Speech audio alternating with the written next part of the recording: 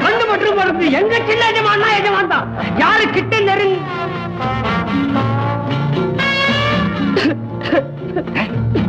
ஆமா நான் உங்களோட பேச மாட்டேங்க. ஏன் ராமு? இல்ல நீங்க என்ன வேணா நினைச்சுக்க, நான் உங்களோட பேச மாட்டேங்க. ராமு விஷயத்தை சொல்லு ராமு.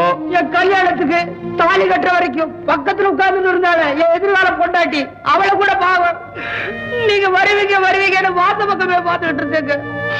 என்னமோ சொன்னீங்களே பெருசா போன்ல வேர்டு வேர்டு வந்தீங்களா? வருத்தப்படாத, வர முடியல. உன்னுடைய கல்யாணத்துக்கு என்னுடைய பரிசு நீங்க எடுத்து பாக்கெட்ல போடுங்க. Come on, take it. பரிசுதான் நான் ஒண்ணு உங்களை எதிர்பார்க்கல தெரியுமா? சீக்கிரம் ராமு. டேய் come on.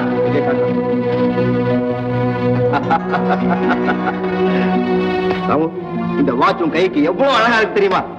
என்னங்க இதை விட அந்த பொண்ணு அழகா இருக்குங்க. உன் பொண்டாட்டியா? இல்ல, உங்களுக்காக உங்க அம்மா பாத்துருக்காங்களா அந்த பொண்ணுங்க.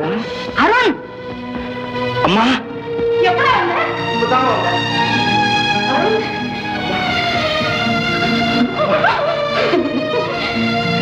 என்னடா இது இப்படி இழந்து போயிருக்கிற?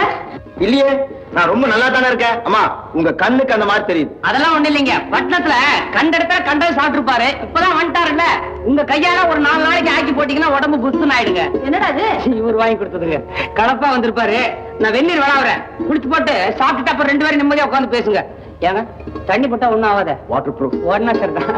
அம்மா பரவாயில்லையே, ராமு இப்பெல்லாம் ரொம்ப பொறுப்பா இருக்கானே. தெரியுது இல்ல, இப்ப வந்தது 2 நாளைக்கு முன்னால வந்திருந்தேனா அவன் கல்யாணத்திலையும் கலந்துருக்கலாம்ல. எங்கம்மா வர முடியுது, பிசினஸ்ல ஏகப்பட்ட பிரச்சனை, என்னால வர முடியல. வந்திருந்தா நான் உனக்கு பார்த்து வச்சிருந்த பொண்ணையும் பார்த்திருக்கலாம், உன் கல்யாணத்தையும் நிச்சயம் பண்ணிருக்கலாம்ல. இப்பதான் பிசினஸ் ஆரம்பிச்சிருக்கேன், அதுக்குள்ள கல்யாணமா? வேண்டாம். டேய், உனக்கு மனைவி தேவையில்லாம இருக்கலாம், ஆனா எனக்கு ஒரு மருமக கண்டிப்பா தேவை. ஏன்னா இன்னும் எத்தனை நாளைக்கு இந்த குடும்ப பாரத்தை என் தலையிலேயே சுமந்துகிட்டு இருக்கிறது. இந்த வீட்டுக்கு ஒரு மருமக வந்துட்டான்னா அவகிட்ட அந்த குடும்ப பொறுப்பையும் உங்ககிட்ட சொத்து சுகத்தையும் ஒப்படைச்சிட்டு நான் இப்படி காசி ராமேஸ்வரம் போய் சுத்தி பார்த்துட்டு வரலாம்னு நினைக்கிறேன். இருக்காதப்பா.